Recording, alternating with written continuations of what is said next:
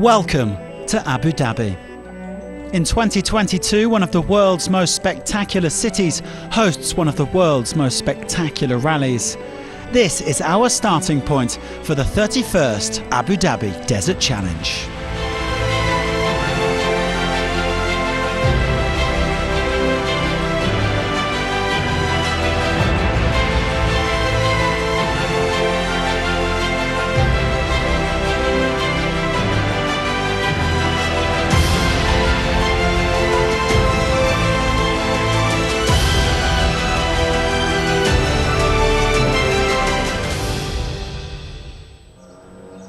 As ever, it all starts here at the iconic Yas Marina circuit. Having Abu Dhabi Desert Challenge come to Yas Marina circuit and grow in Abu Dhabi is a key part of our plans. The biggest stars in Rally Raid have come to play in the Abu Dhabi dunes. The meeting place of champions, yeah, and like we said today, we're welcoming the Rally Raid champions to Yas Marina circuit. The press conference is an opportunity to hear from the organisers, sponsors and competitors themselves, and of course to catch up with some old friends. The Abu Dhabi Desert Challenge is round 2 of the new World Rally Raid Championship, following hot on the heels of the Dakar. Last year's winner Matthias Wagner has 2 crowns to defend. For the next 8 months, 9 months, I'm still the world champion, so feels good. But of course, would be nice to defend it. But sure, is not that easy. Not easy at all, with Dakar winner Sam Sunderland, Toby Price and Kevin Benavides also in the mix. Sunderland and Price have both won here before, so too has Pablo Quintanilla. He leads a strong Honda lineup, while Ross Branch makes his first outing for new team Hero. Husqvarna are here with Luciano Benavides and Skylar Howes, while Lorenzo Santolino is representing Sherco. Moving to 4 wheels, and this will be a Desert Challenge debut for Sebastian Loeb. The 9-time WRC champion can't wait to get stuck into the sand. Stefan Petter Hansel is also here with Audi after a topsy-turvy Dakar. He's chasing an 8th victory, but it's not going to be easy to topple the in-form Nasser Al-Attiyah, who just can't stop winning. I'm quite happy, to win all this race, and we work very hard, and we upgrade a little bit our car T1 Plus, and I think it will be an interesting race, and will be also a dream to win the world champion. In the T3s, World Cup winner Cristina Gutierrez and Wonder Boy Seth Quintero will be pitting their Red Bull OT3s against the Dakar champion Chaleco Lopez. That's in the absence of last year's winner here, Salah Al Saif. In T4s, the man to beat is the defending champion and World Cup winner Austin Jones. The trucks are also back. Martin Matchik is keen to raise their profile in the World Championship. He's joined by Dutch entrepreneur Kees Kolen. Well, the bikers had a short spin along the beach on Saturday, just 2 kilometres, to determine the starting order for Stage 1. The first 15 finishers would get to select their positions within that top 15. And the fastest man was privateer Mike Doherty, who was already on superb form here back in November. He finished in exactly the same time as Wagner. The world champion had to settle for 2nd place due to a higher bib number. Well, that meant it was Doherty who had top priority for the draw, and kudos to Konrad Dabrowski, the first man up. The Pole didn't bother with any tactical games. He elected to open on Stage 1.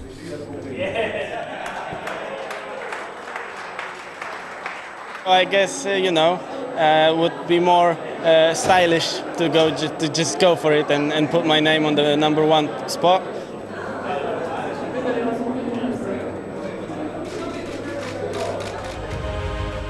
We head towards the empty quarter on Stage 1, sponsored by the Rulers Representative Court of the Al Dhafra region, just over 260 kilometres against the clock.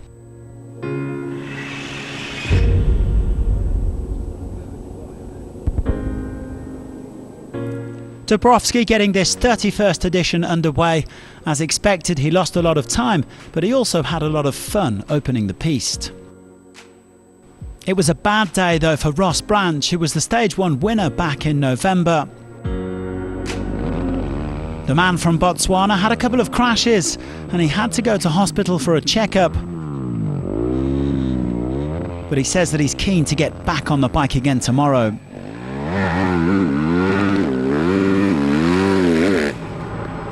Another great showing from Doherty, who was fighting the factory riders all day long. He had to settle for 4th place on the stage, but he's now leading overall. The Honda riders started a fair way back and they went tearing through the field. All 3 of them finished inside the top 7. The best placed in second was Pablo Quintanilla, who's coming off a brilliant 2nd place at the Dakar. But the man who beat him today was the man who beat him 7 weeks ago in Saudi Arabia, Super Sam Sunderland. The British star is chasing his 3rd win in Abu Dhabi after 2017 and 2019, and he's off to a flying start. I really enjoyed it. I made a few mistakes, but I'm sure as everybody, so quite happy with the stage and the bike was working great, so good start. Everybody on go. Sunderland takes the stage 1 honours, but it's local boy Doherty, who lives in Dubai, sitting at the top of the leaderboard. Abdulaziz Akhli made a blistering start in the quads. The defending champion has traded his Yamaha 450 for a bigger 700 model, and it looks to be paying off. He won today's stage by almost an hour.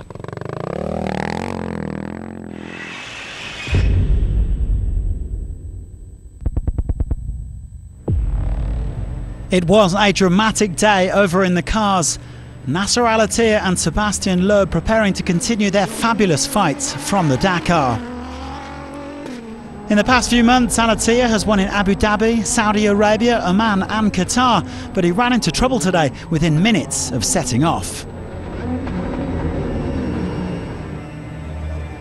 We have a small drop and the front arms was broken, you know, and I come back again here to the surface to make the cars fixed, and today's game over for us, and we'll see tomorrow. His chances of defending the Abu Dhabi title have taken a serious hit. Well, Loeb would have been looking to make the most of Nasser's woes, but he had plenty of mechanical issues of his own. He and Fabian Lercan lost 4-wheel drive after this crash. They later had to repair 2 broken drive shafts as well and lost almost 2.5 hours.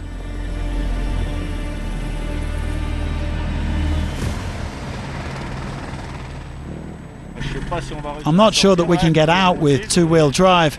We probably can't do the stage like this because the sand is too soft, so we may have to find a road to get back. Well, Loeb would eventually finish, but a long way back. It was a much better day for Martin Prokop. His car, nicknamed Shrek, looks to be running very nicely indeed. 3rd place, around 15 minutes off the pace. Yazid Al-Raji only arrived in Abu Dhabi a few hours before the rally, but he was in no mood to hang around. The Saudi celebrated a podium finish on home soil at the Dakar in January, and he kicked off this event with 2nd place. But it was the wily old desert fox Stefan Petterhansel who took the stage 1 victory.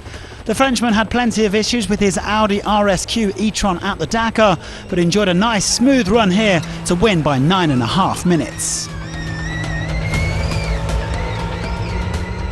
We have no problem with the navigation, no problem with the car, and I think that we keep the good speed to the end, so it's a good stage for us.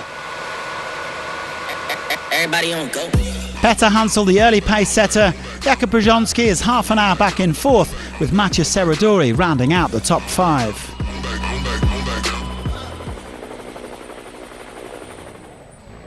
There are just those 2 trucks competing here at the Abu Dhabi Desert Challenge. Martin Matchik led from start to finish today, coming in 3 minutes clear of Case Colan.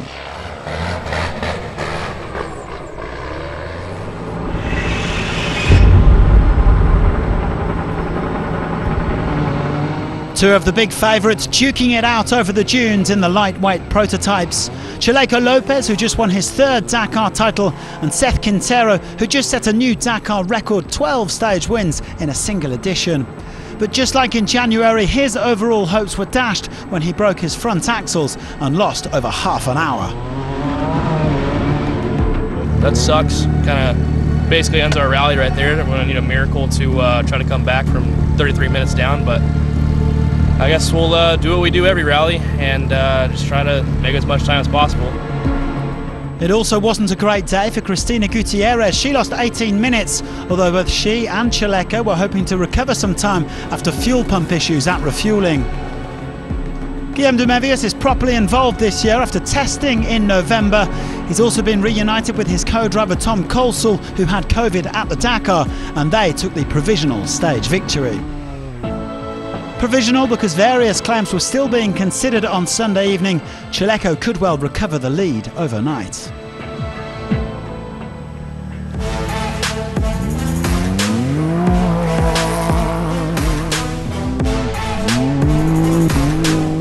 Decidedly not a great day for Americans in buggies. Austin Jones couldn't finish the stage in the SSVs because of an electrical problem in his engine. Mikhail Goksal also had a few issues in spite of leading at one point, the pole dropping time late on as he finished down in third place. In the middle of a Goksal sandwich was Rokas Baciuska, who snaffled their podium place at the Dakar. The Lithuanians really taking to these T4s like a duck to water. But it was Mikhail's big bro Marek who won the day by a shade under 2 minutes. Second overall last year, he's looking to go one better in 2022.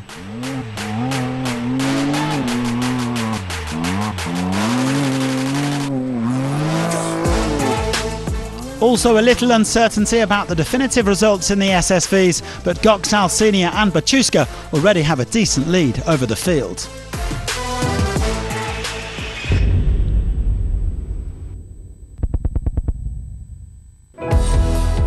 In the World Rally Raid Championship, Wagner is the early frontrunner in the bikes, but there is still, of course, a long way to go there.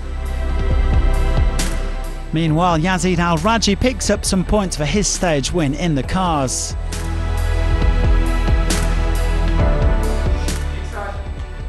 In the overall standings, it's still Nasser Al-Attiyah who leads by a point from Sebastian Loeb. Lopez and Macic have a bit more of a cushion in T3 and T5.